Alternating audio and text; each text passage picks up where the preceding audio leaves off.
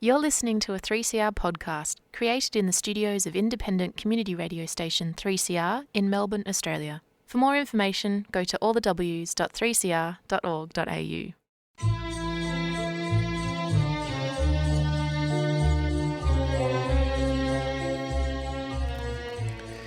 Sabah al-Khair, good morning dear listeners. You're listening to Radio 3CR on 855 AM and Palestine Remembered with Robert Martin, Nasser Mashni and Yusuf Ahmed al-Rimawi.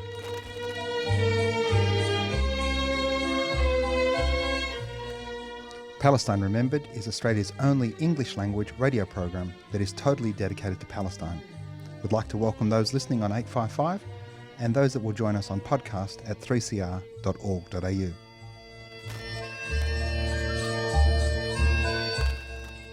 Thanks for joining us. Stay with us and enjoy the episode.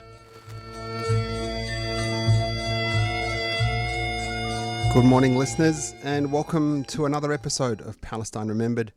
A big thanks to all of our dedicated listeners and those that share the podcast and tell their friends to listen. I can't tell you how uplifting it is to continually be surrounded with little micro pumps, if you will. During the week, I went to Sydney, to Gadigal Lands there, to attend a wonderful event with the crew from Amnesty International as they awarded Heroes of Journalism for magnificent Palestinian journalists that were honoured there by Amnesty International.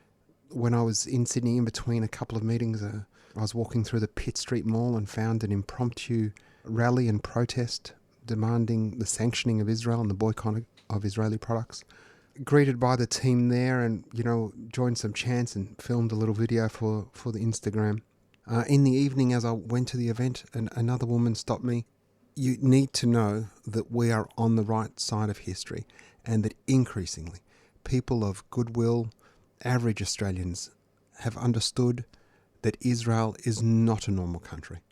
Supporting Israel is a moral imperative, it's a right, it's correct, it's the just decision. That's going to filter through.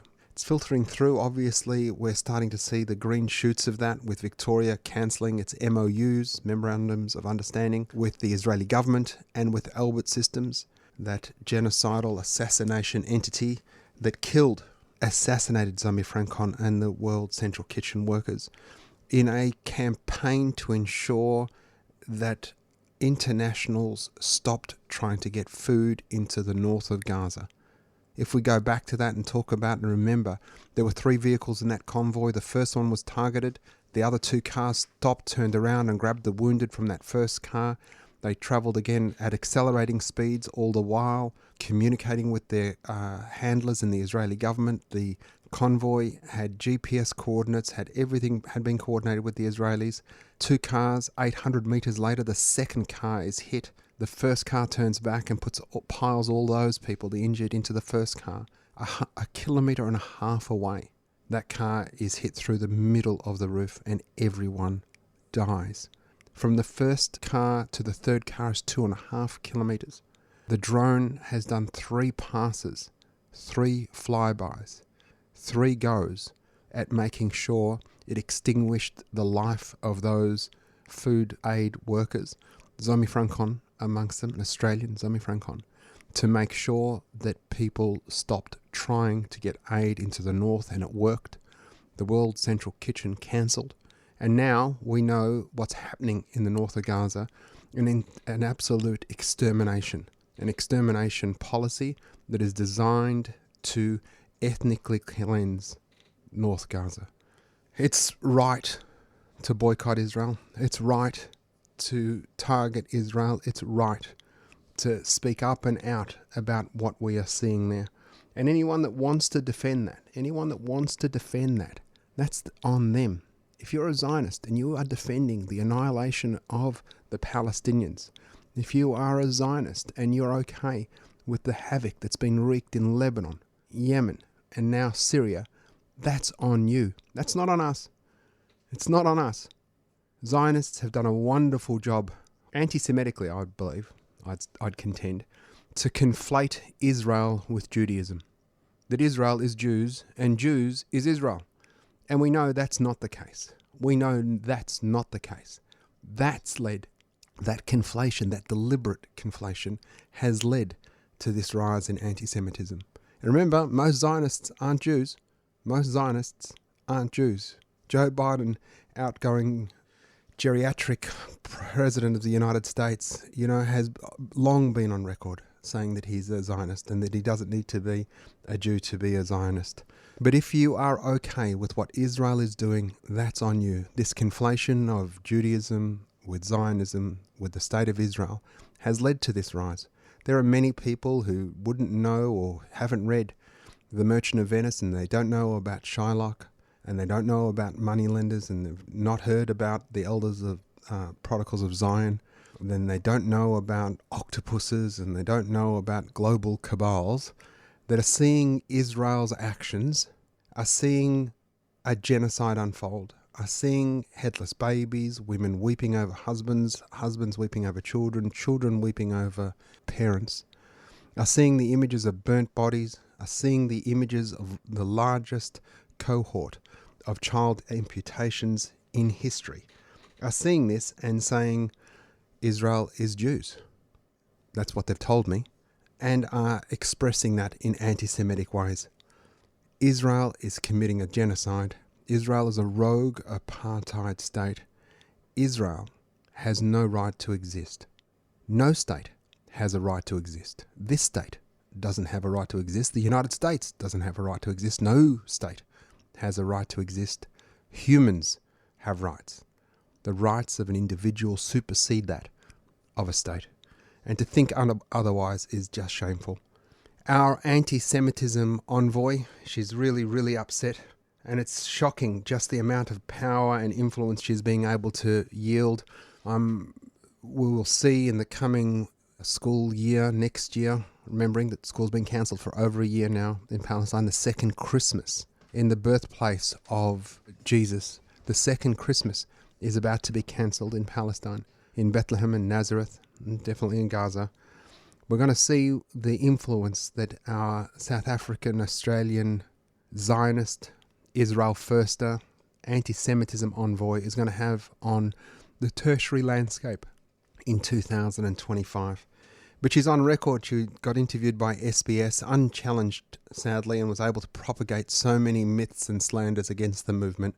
But she said there should be places designated away from where the Jewish community might venture, where people can demonstrate. She wants us in safe places, where perhaps a football field where nobody might hear or see us. This Zionist, Israel Firster, South African, Australian anti-Semitism envoy wants us to protest somewhere where she doesn't have to hear or see us. She wants to undermine our democracy in the pursuit of saving Israel, saving this genocidal, racist apartheid state. It's shameful. She should know better. She should know better. Democracy doesn't work like that. Democracy works when the people are able to express their opinions in any way they feel they can and must. It works best when there is the opportunity for robust differences of opinion. And when you consider that we're about to enter our 62nd week. Today is 434 days, tomorrow 435 days of ongoing protests all across this continent. That this movement will not go away. This movement will not go away, will not be quashed, will not be silenced. Randa Abdel-Fattah, Dr. Randa Abdel-Fattah, if you're not following her on Twitter, if you're not following her on Instagram, if you're not following her, do yourself a favor. Randa Abdel-Fattah. Her Twitter handle is Randa Abdel-Fattah. We'll put a link to that in the podcast. I'm going to read her tweet string because it's just so brilliant. A genocide is taking place in Gaza in the name of Zionism, the State of Israel, and in the name of the Jewish people. According to Jeremy Liebler, president of the Zionist Federation of Australia, a recent survey conducted by Monash University reveals that the overwhelming majority of Australian Jews are Zionists, and in particular support Israel and the IDF since October 7. We are beyond definitional debates. You can claim whatever self-idealizing definition you want. The majority of Jewish people allow themselves to be used as human ideological shields for Zionism is not a problem for Palestinians to solve. Your existential crisis, narcissistic feelings, and deliberate conflation of Jewish identity with Zionism have become our children's graveyards. For Palestinians, Zionism is a genocidal slaughterhouse, a child-killing, amputating, burning, bombing, raping, torturing, land thieving, and destroying machine. These are the material, live-streamed, see it with your own eyes. The Israeli forces and politicians are telling us in their own words on their TikToks and tweets consequences and conditions of Zionism. We have the right to protest, to despise, to call for an end of an ideology and state that can only exist by pursuing our non-existence. We have the right to say we cannot coexist with our genocidal oppressors. We have the right to demand an end to settler colonialism, apartheid, and occupation without factoring in how our oppressors feel. We have the right to imagine that another world is possible. We have the right to refuse to be held hostage to confected feelings by people who support our annihilation. That's the brilliant Dr. Randa Abdel-Fattah. We're going to listen to Phil Monsour. Which side are you on? Brilliant activist in Myanmar. Phil Monsour, which side are you on? Yeah, check. Everybody's gotta pick your side. These war crimes ain't justified. They're all drunk with lies, gunned up when they occupy. They colonize and we wonder why we get undermined. They fear truth when it comes to light. We're just waiting for the sun to rise. Can't run nor hide. We stand strong as they play the game. Yeah, forced to resist like we're made to rage. They blame us for the smoke. They create the flames. You stay linked to its name. It remains the same. Refugees in the camps for over 70 years. The right to return's been promised, they're still waiting to go home. Which side are you on? Which side are you on? Which side are you on? Tell me, which side are you on?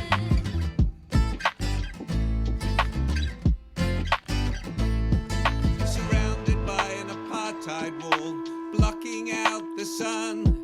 Humiliated at checkpoints, staring down the barrel of their guns. Which side are you on? Which side are you on? Which side are you on? Tell me, which side are you on?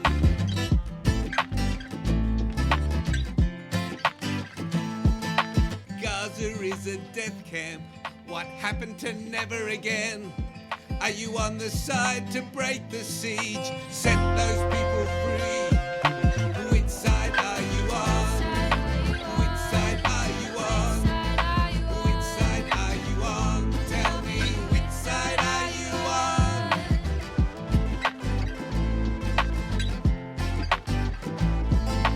Bombing schools and hospitals, it's a terrible crime.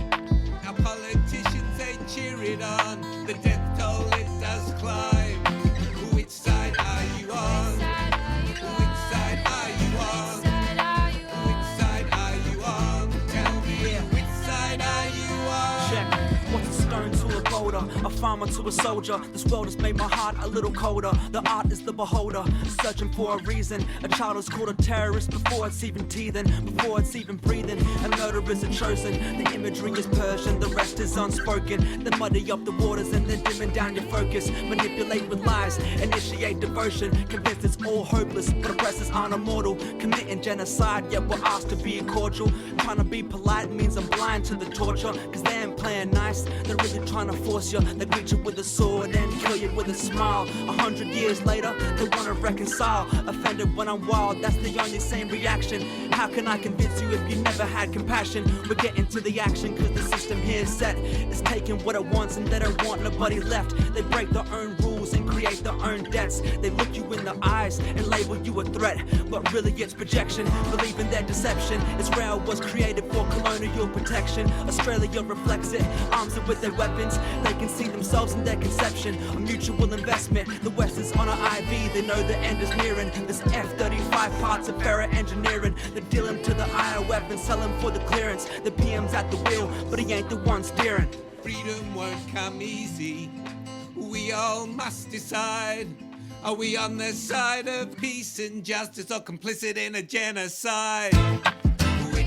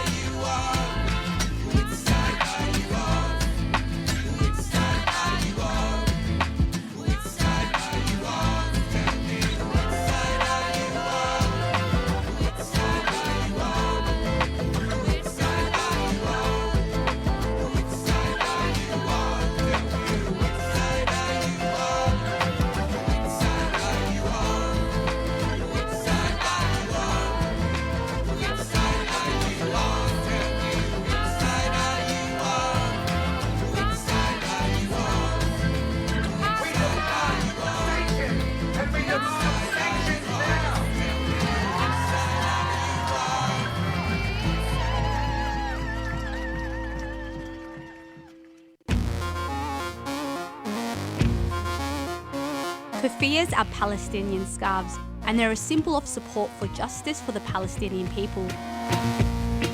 From the traditional black and white keffiyeh to an array of modern designs, explore the range and order online or drop by 3CR during business hours.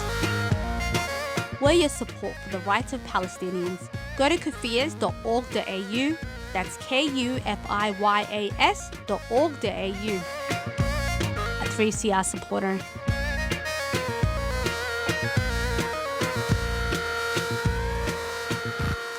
And just closing out our discussion on the rise in anti-Semitism, the extraordinary intervention of war criminal, genocidaire, person culpable for crimes against humanity, and waiting, I look forward to the day when Israel turns on him and extradites him to The Hague. Wonderful day. That warmonger Netanyahu's intervention into Australian politics. The right thing to do, Albo, was to tell him to get stuffed. Now, I understand diplomatically we have a relationship with the country. We don't have to have a relationship with a genocidal Prime Minister, and particularly one who intervenes into domestic politics. Albo, the right thing to do would have been to tell him to get stuffed, as you would have if Putin had said the same thing, both wanted by the ICC. And while we're talking about Russia, it's important that Russia has been banned from all events, internationally and otherwise. Russian athletes compete under neutral flags. With the growing movement to boycott Israel is growing apace. The movement to get them out of the soccer federations, etc., in the World Cup is growing. And we need to. Remember, the job of the resistance is to make the occupation so costly. We can't beat Israel and the empire, the United States, etc., militarily. Our job is to make the cost of the occupation so expensive that it collapses as it did in South Africa. And the people who've led that so brilliantly 40 years ago in Ireland have done it again. After a year of campaigning, they've got the supermarket chain Lidl to be free of Israeli products. This is the result of direct action by activists that went into shops and filled shopping trolleys with Israeli products and just moved them to random places in the store. They took those products to the checkout and scanned one and then asked loudly in a question, "Are these made in Israel?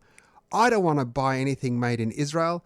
Israel is a genocidal, racist apartheid state," and then left that trolley full of goods at the checkout. We need to make everyone aware that there's a cost to supporting this genocide. And those brilliant activists in Ireland have done a wonderful job with Lidl, and they'll be moving on to the next supermarket and the next supermarket and the next supermarket, and eventually no Israeli products will make it to Ireland, and that will be one of the dominoes that will increase the economic isolation of Israel until it collapses, because it happened in 1984 when shop steward Karen Guerin gave a union instruction to her colleagues not to handle any South African goods protesting against apartheid in South Africa. At the time, 21-year-old cashier Mary Manning refused to put some fruit through the till. She was suspended, and 9 of her colleagues walked out of the store with her and created a protest. This was the beginning of what would be a battle for 12 workers for 2 years and 9 months. Eventually, the government, the Irish government, a far more reactionary government than what is happening there, and there's an election coming and hopefully Sinn Féin will get up. This is NASA's extraordinary intervention into Irish politics. Hopefully Sinn Féin will get up and hopefully Ireland will be reunited soon. That the government eventually banned South African goods from being sold in Ireland, and this ban remained in place until the end of the apartheid regime. This is what we need to happen here. We need it to happen everywhere. And I'd urge anyone that has capacity to buying or procurement power, wherever it might be, whether it's in a union, your workplace, at a school you might manage, might be your own business. Don't buy Hewlett-Packard products who are complicit in the occupation and genocide of Palestinians. Don't buy, obviously, Starbucks and Coke. Don't go to McDonald's. look up all of the apps that will detail what you can and shouldn't be purchasing. Do your best to educate people. In particular, as we come into Christmas, there'll be a big push on SodaStream water dispensers. If you've got a SodaStream, look, that's okay. Nothing you can do about it now. But don't buy SodaStream refills. There are other companies and other products that do the same thing. So find a way to create an economic cost on the state of Israel. And in fact, one of the good things, if you do already have a SodaStream, put it out when you've got friends over for Christmas during this festive season. Put a sticker on it saying boycott Israeli products, and use it as a conversational piece to teach your friends, family, colleagues about Palestine, about what Israel's doing, and about what they can do as individuals to create a cost for what Israel is doing. During the week we had, look, I'm going to say a win of sorts. Of course, we had the cancellation of Ayat Shakad's visa when she was coming in. There are reports now of Israelis having to fill in a form that talks to whether or not they have served in the Israeli army. We believe that this form has been around for a long time. It's the same form that's always there. I know when I've entered America, there was a box, have I participated in the Rwandan genocide, and the box you have to tick. And obviously, as an Australian returning to Australia, I've never had that form to fill in. But apparently there is a form now that is asking Israelis, well, of course, Israelis make it all about them. I wonder if somebody from Bangladesh might have to fill in the same form, or somebody from South Africa, etc. But there was a Holocaust survivor's 100th birthday, and two of her great-grandchildren, who are 21 and 23, prime serving age, had been asked to fill in this questionnaire, and they were not able to do so, or had done so, and they were not able to come to Australia. They were denied a visa, which is fantastic. It is fantastic. We shouldn't let any genocideers here. We should not let anyone who's served today in the Israeli army to come to Australia. I don't want them here on holiday. I don't want them here visiting family. I don't want them here settling. We don't want them here. The Zionist Federation of Australia is seeking clarification, though, from the Minister for Home Affairs on recent reports of a shift in Australia's issuing of visas to Israelis, resulting in visa denials or significant delays. It's a wonderful thing to know that they are feeling the heat, however they may be feeling it. But it also, as important as that is, we need to get back to Australians that are serving in the Israeli genocide forces, in the Israeli occupation forces, in the Israeli death machine. We need to know those Australians who they are. We need to tag them for identification so that the government can prosecute them, because we also don't need them to come back here and become teachers in our schools. If you are posting TikTok videos of schools getting blown up, of hospitals getting blown up, you have lost your right to come to this country and to participate in a normal way that you might think you're entitled to. You are not entitled to that. We don't want you here. This country, is already stolen land. It's already suffering a multitude of genocides. We don't need the type of people that are celebrating the death and misery of Palestinians to be allowed here. There was a Hebrew post of this Israeli soldier with a big smile on his face, very satisfied by the number of Gazans he'd killed. He says that after he'd reached 30, he stopped counting and now only uses the semi-automatic machine gun to kill as many as possible without having to count. He says that he used to drive over Gazans with his tank, but then the bodies and arms and feet were entangled in the steel belts, and removing them from the tracks of his tank was a hassle. We don't need those people. Well done, Tony Burke. Don't let him in. Let's find out the Australians that are there and make sure that we prosecute them to the fullest extent of the law.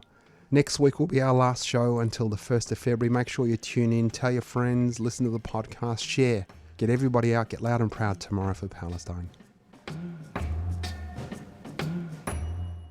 You've been listening to a 3CR podcast. If you found it valuable, please consider donating or subscribing to support independent community radio. To find out more, go to 3cr.org.au.